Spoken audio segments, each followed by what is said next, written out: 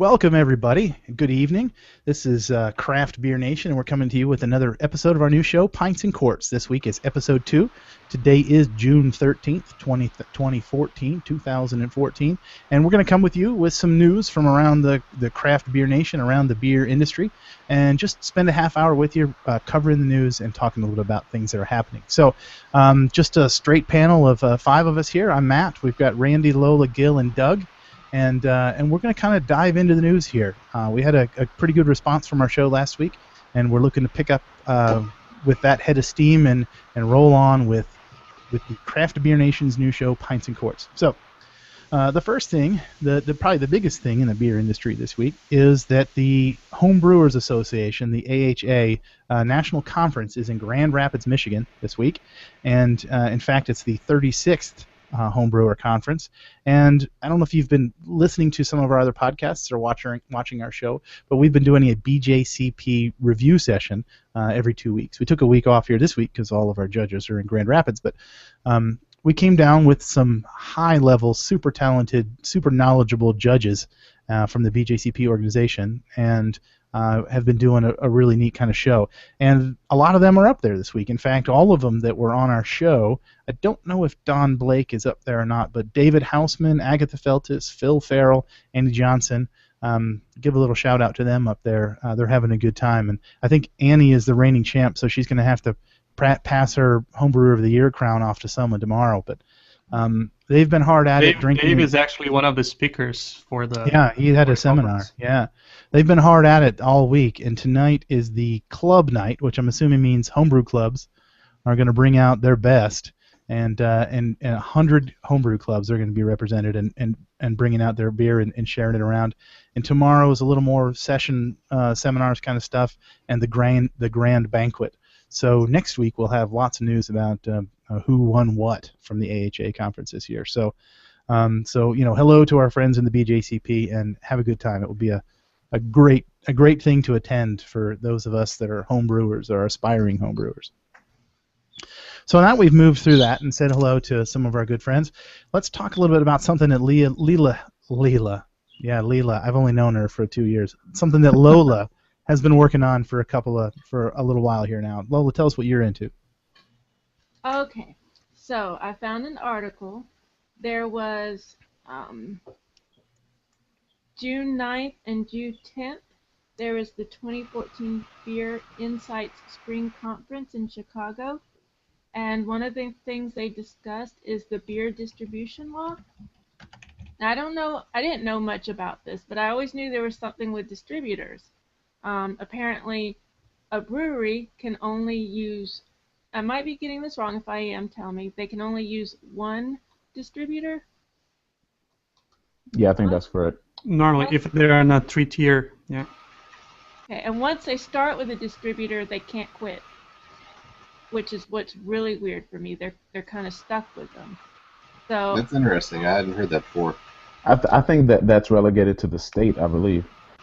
It might be, because they talk about in the article, and hopefully we'll be able to post the article somewhere. In the article, it talks about they're really pushing for change in Massachusetts. They want for smaller breweries, I forget how many barrels, but they want smaller breweries to be able to stop using particular distributors if they want to. They want to have more choice. Oh, it's a 6 million barrel threshold in Massachusetts. Now, this article from the Brewers Association says that in New York, they've already done this. They've enabled breweries that produce less than 300,000 barrels annually and make up less than 3% of a wholesale sales to terminate contracts without cause. So this is a big thing because most breweries can't do this. When you're with a distributor, you're with them. Now, well, the franchise law says it's not that you can't break up. It's just they make very, very difficult. It has to have a very important reason or something. I think like what Randy said, this surely it has to be state to state. This isn't a national thing. Okay. Every state that is in a 3-tier system, that's how it works. Okay. Well, not every state has a 3-tier system. No, so, yes. But this wasn't a national ruling. This was just some states are doing this a little differently. Is that what you're saying, Lola? Well, they're just discussing this at this conference. A bunch of different craft brew CEOs and founders got together and discussed it. Not really talking about any particular laws. They're just talking about the concept in general. Let's see.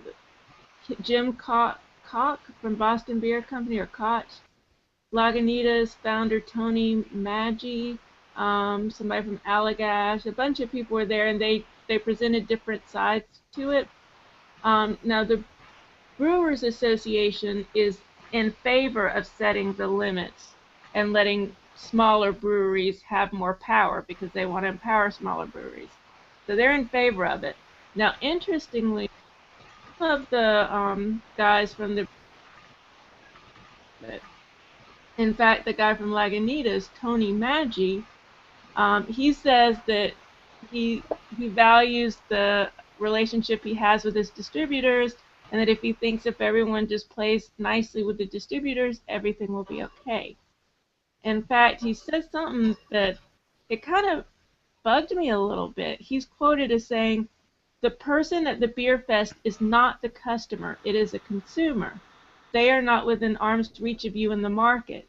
So he's telling the distributors, the person who drinks the beer is not my customer, you're my customer. So that was a little strange, but apparently that's how he sees it. His relationship is with the distributors. So he's in favor of the law staying as they are. Well, he's kind of right. I mean, when you go to the store to buy your beer, you aren't necessarily buying, in this case, from Tony McGee, you're not buying the beer from Lagunitas. You're buying the beer from the grocery store, who in turn got it from the distributor, who in turn got it from the brewery. So the brewery's direct customer is indeed, in most cases, the distributor, unless you're going to purchase your beer directly from the brewery. So, I mean, what you said makes a lot of sense, especially the three-tier thing, in my opinion, seems to only help the big guys. And I think craft beer has grown so much in this country to where the smaller guys can probably kind of create their own distribution network now, kind of like how Stone does in California. But, I mean, most of the people who are I don't think there's anything wrong with the three tiers. I think what they might have to work is the way it's done now. Because, you know, the way it works, you can only have two of the three. You can either have food and brew, or distribute and brew. And in certain ways, it does protect. I mean, you get a little brewery that makes a little bit of beer. It's hard for them to compete because when they're putting things on shelves, they want to put things on shelves that sells. And many times things will sit there. It might not be as fresh as we think when it gets to the shelves because distributor will favor different breweries. So it's hard to, you know, there's the good and the bad on the three tiers. And what South Carolina did right now is basically they went into a three-tier system in order to allow people like Stone to come in and, you know. No, I think they kind of went away from a three-tier system. South Carolina always had a three-tier system. They kind of went away from it because... No, that's what they did now. If you read the paperwork, that's basically what they're doing right now. Because now they can have food, they can sell food and beer on the same establishment. The three-tier system doesn't have anything to do with food. No, three-tier has to do with there's a brewery, there's a consumer, there's a retail level, and there's a distributor in the middle. The distributor being in the middle means the brewery can't sell directly to the grocery stores. They can't sell directly to the bottle shop. So three tiers. That's got to do with the distribution layer in the middle. But I was not saying that food has to do. I think that's part of it. It was part of the package, so they could get that was get into the system. So that's what they approved for South Carolina. We can talk about later, but I think one of the only states out there that does not have the three-tier system is North Carolina, correct? So the breweries can sell direct. Right. I'm not sure. No, North Carolina has a weird law where, like, if a brewer offers, like, let's say if a distributor goes to a brewer to talk about potentially getting their services, and the brewer offers the distributor like a sample of beer and he drinks it, then they're locked in agreement. It's like a weird law. It's crazy, but yeah. But in Game of Thrones, if you drink or eat salt and bread, it doesn't mean anything. So maybe you can get away with everything. There's North Carolina, just like the Great North. All All right. Well, there really are some interesting things happening out there, and we were hoping to spend a little more time in South Carolina tonight, but Ashley Bauer couldn't make it, and hopefully we're going to come back to that. We promised that last week, but hopefully we'll really get to it one of these weeks. And we really want to talk about the legislation changes that are coming there, and we'd be fools to try and talk about it without her here. She is all over that stuff. So let's you probably we can post the bill on our blog as well. Yeah, we could write something about it if she can't make it. So let's move on to the next thing here. Gil's got something that he dug up this week, something that's coming up. What you got, Gil? Did we lose Gil? He's muted. I think we lost Gil. I went through too fast through the list. Oh no, his mic is off. Hey. No, I was so I was very happy this week. I don't know. I'm a big fan of a TV show called The Brew Dogs. I don't know if all of you watch Brew Dogs, but every time there's anything about beer or beer distribution or a show about beer on mainstream media, it makes me happy. And last season, these guys are doing an amazing job hosting. They are actually the show is called Brew Dogs because they are the guys from Brew Dog Brewing Company from Scotland. James Watt and Martin Dickey, I think that's their names. And I mean, they're genius when it comes to brewing beers. And what the show is about, they come to US and they travel around the city and they brew a beer that has everything to do with that town, and they do crazy things. I mean, they brew a beer. They collect fog from San Francisco Bay. Yeah. They brew the beer with the fog, and then they turn into steam, because the beer was done on the rooftop of this Anchor and Steam, and on an open fermenter. So I don't want to spoil everything, but just they make people drunk steamed beer, like smoked beer. So they actually smoke the beers. It's just an awesome show. And so the network is it's called Esquire Network. Yeah, Esquire Network, and they just announced it. So the 25th now, they're coming back. It's worth to watch it if you have access to it. They have an online full website. I'm not sure if you have to be a member or anything or signed for a cable, but yeah, check it out. It's just funny, excellent humor. The guys are brilliant. They're smart. It's knowledge, humor, and everything in one package. I'm surprised it's not more popular among craft beer drinkers. And season 1 is on Netflix now and on demand, because I've been watching it. And so it's available multiple places. I mean, they brew beer on a float on the 4th of July during the parade. They did the parade. They just run the parade twice. Yeah. They did it on a train once. That was. They did it on a train. They did it on a sailboat.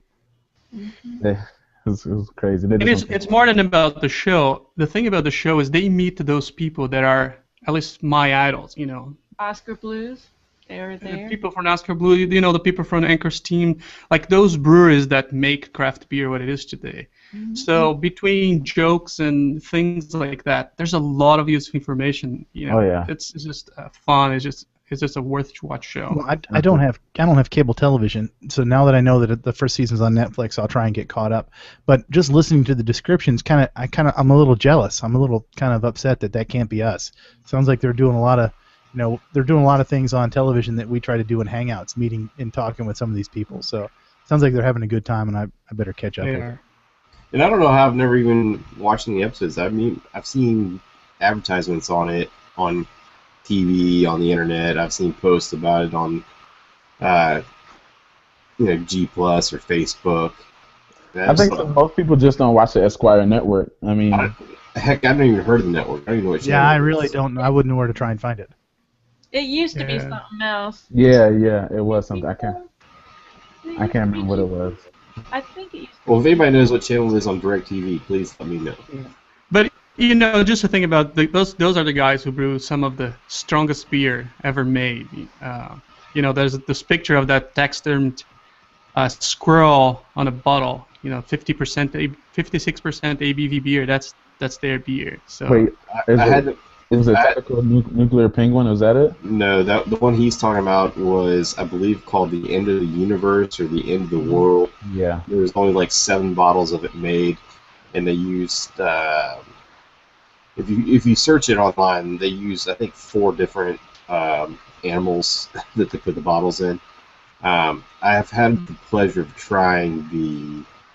I don't know if it was Sink the Bismarck or Tactical Nuclear Penguin, whichever one was the IPA. It's supposed to be the IPA. That's the one I had, and it was one hell of an interesting beer. I mean, it was wild. I mean, because it was like 40 proof. Didn't but- Simon Martin drink one of their 60% beers or something on the air once? Yes, he did. That's the one. Yeah.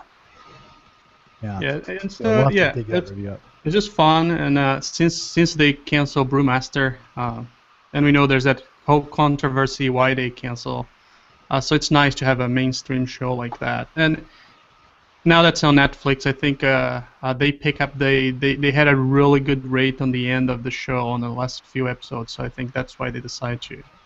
Yeah. Well, I'll start catching up on that after the little soccer tournament we have going on now. Oh yeah, the little soccer tournament, the little football tournament. Yeah. Only Doug and the rest of the Americans call it soccer. I'm even trying to call it football when I talk about it, just to upset people. You can call it football. Football. All right. Well, talking to Doug here, he did a little bit of reading here this week too.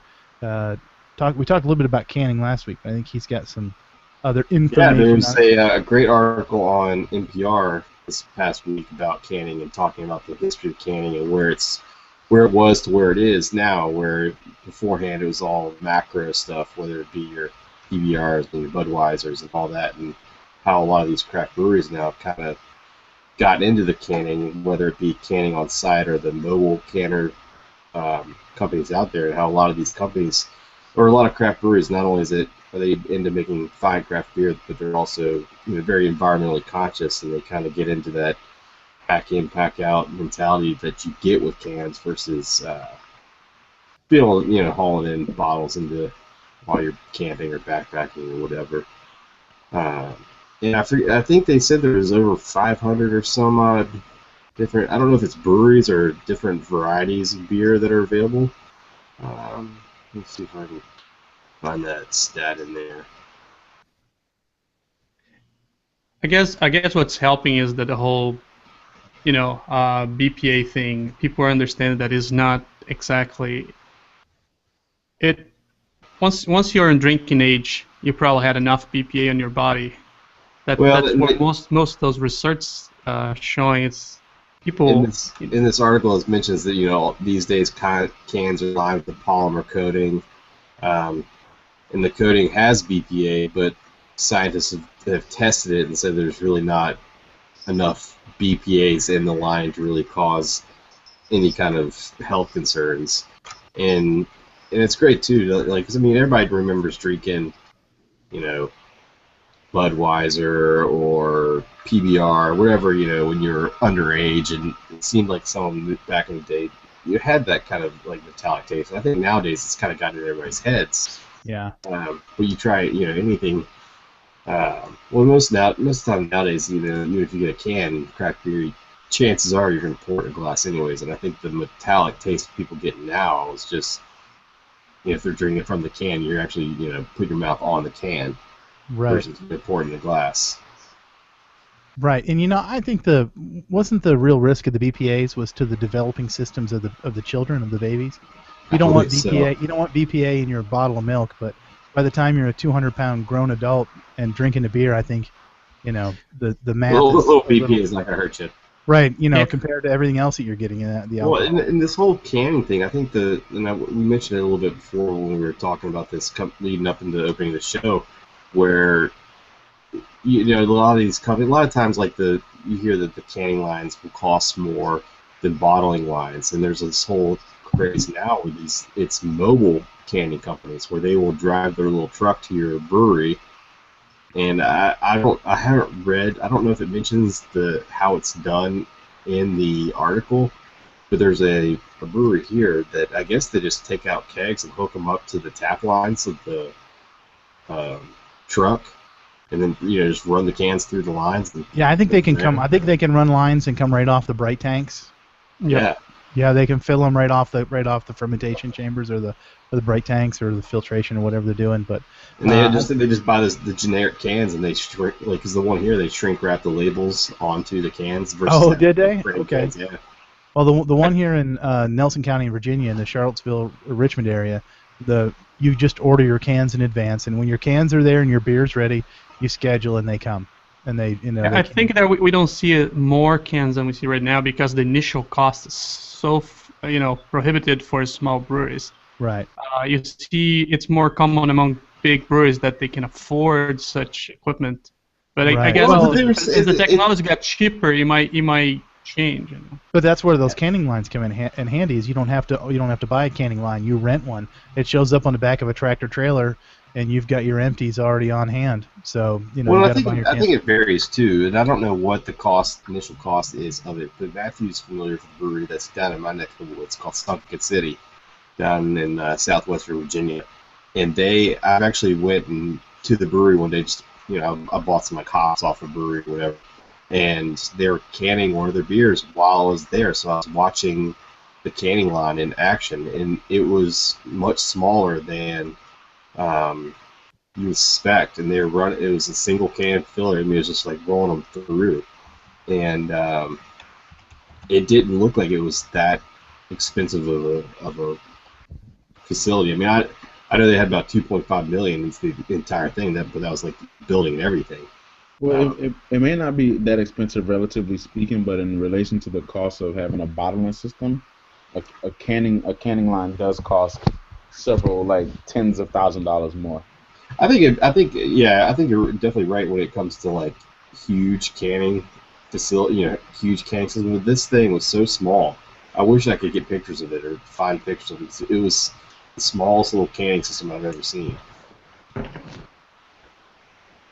Gil and I got to see Trogue's canning line in action, and they were canning. I think they were canning two a second. They were canning 120 a minute.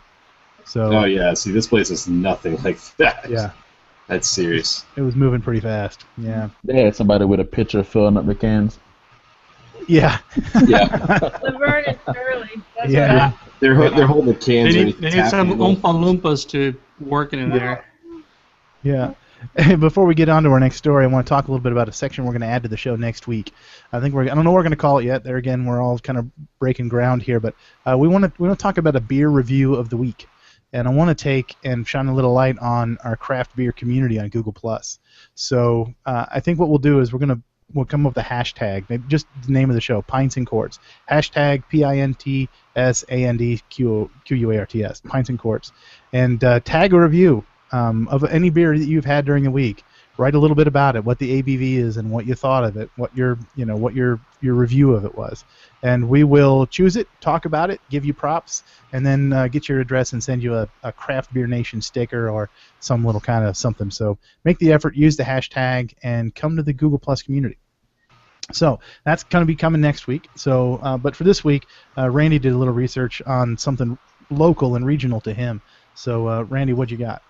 Yeah, there was an article put out by the Smithsonian Magazine by their online website, and they were basically the online website by their website, and they were talking about the emerging craft beer scene here in D.C. Well, I live in Northern Virginia, which D.C. suburb, and it all started basically with this one bar called Brickskeller.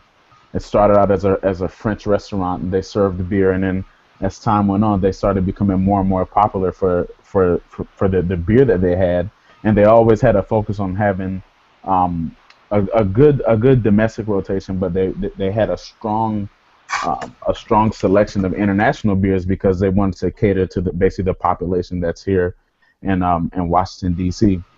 And then in the 90s, that's when brewing beer within the district actually became legal.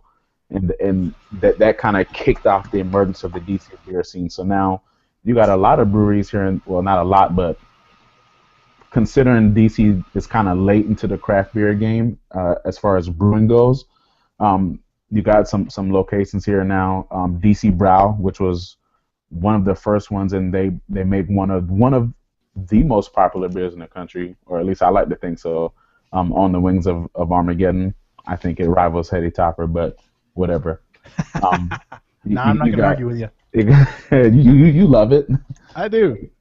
And some other breweries in the district, they have DC Brow, they have Chocolate City, there's 3 Stars, there's Atlas Brew Works. There's one that opened recently that's called Right Proper, and I had an opportunity to spend some time there in their brew pub. They're brewing on a really small, like I don't know, maybe like a 5-barrel system, but they have a focus on making really approachable beers, so nothing there is gonna knock you on your feet at like 10%. All their beers are really approachable, and they tend to lean more toward the Belgian beers. And the actual pub itself is like phenomenal. It's a small spot, but it's very, very well done. And so that's another really popular one here in DC. And to kind of save, I don't want to say save the best for last, but probably the newest one here in DC is Blue Jacket Brewery. And Blue Jacket kind of touches on a little bit of what Gil spoke about earlier. Can't remember what Gil said earlier. He was talking about brew dogs. And the last time I went to Blue Jacket, the guy who was my server was actually a former employee over at Brewdog. So I thought that was I was like, wow, so what are you doing here serving beer? But I mean, he's like a server. He's not like a brewer or anything. He's a server. And so just talking to him was like a breath of fresh air, because this kid actually had a lot of beer knowledge. And the place is beautiful. Oh, it's the bar is just gorgeous. It's beautiful. It's gorgeous. When you're sitting down, you look up and you see all these fermentation vessels, and they have bright tanks and everything. And there's a restaurant called the Arsenal that's attached to it.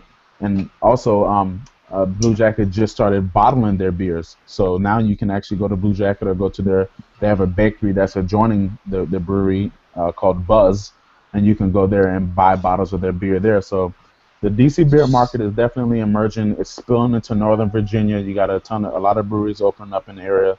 So this area hopefully will become like Asheville North on the East Coast or something like that. So. But for the size, think about the size of DC. This is pretty impressive. Right. It's a small city. It's only 65 square miles.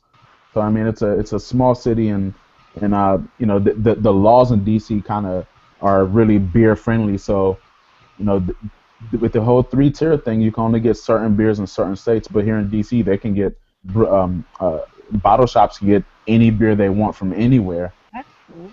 It was really weird. We were up there last September, and you walk in and there's a bottle shop, and it's got Hangar 24, and it's got, it was just really strange to see these beers that don't come east, and here they are in the cooler. Cigar City before Cigar City was cool.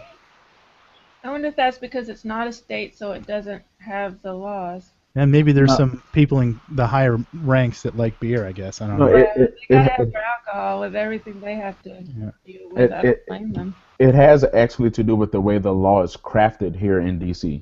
So it's not that they don't have the laws. It's just that it's the way that the law is written. It allows them to be able to do that.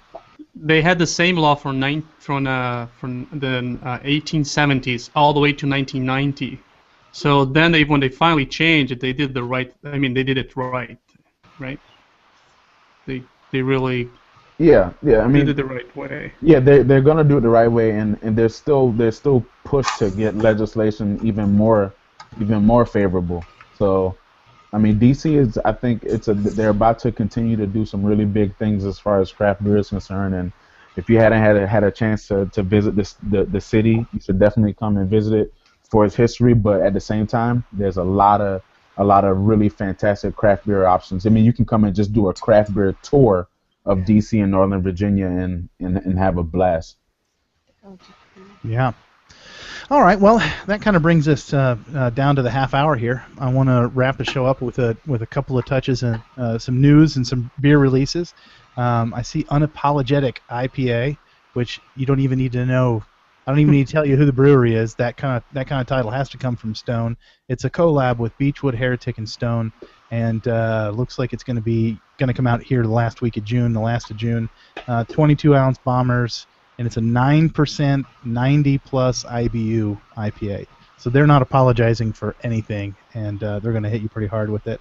Couple of other things here. There's some beer festivals coming up here in the next couple of weeks if you're around. Tour de Fat is New Belgium's kind of deal, and that is May 31st in D.C. It started. It's going to be in Durham here the 21st. Clips of Faith is going to be nationwide, moving around. So Beer Camp Across America comes July 19th. So there's a lot of that kind of stuff. The big breweries are breaking out their shows for the summer. Lagunitas, about a year ago, Yes. we interviewed one of their guys, and their tap room in Chicago at their new Chicago brewery is opening up here on the 18th. So this next week they're going to start serving at their tap room restaurant. I believe, if I remember that, it's on the roof of their brewing facility. Or So on a higher place, at least. I remember. yeah, on a mezzanine or somewhere up top. So And that's also what's that? that's also where they're going to be doing the 32-ounce bottles of Sucks. Oh, that's when the quarts are going to start coming out of there. Yeah. think so. Well, I'll tell you, we were speaking about festivals. I'm so jealous of people that get to go to the IPA festival. In Pasadena. Yeah. Yeah, that looks like that's going on. Wow, from the 7th to the 22nd. That's a pretty big festival. It must be. Was one ticket get you admission to the entire thing? All days? Yeah, there you go.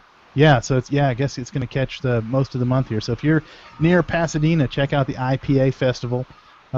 Looks like the 25th anniversary Colorado Brewers Festival is here at the end of the month, the 28th and 29th. That's going to be in Fort Collins, Colorado. And then, of course, San Diego International Beer Festival is the weekend of the June 20th, Friday the 20th, 21st, 22nd. Looks like multiple sessions, and that's in Del Mar, California. So there are lots of things going on. This is coming into peak season. For me, I mean, it seems like August and September is when the really big shows drop. What GABF is in October. So just basically start drinking every weekend at a festival and make your way all the way through to the fall is the idea. So that's our half hour this week. We're gonna come back with you next week and have another 30 minutes of news from around the craft beer nation, around the industry. And really, until then, come to the community, check us out on Stitcher and iTunes, and mind your P's and Q's. Cheers. Cheers. Yes.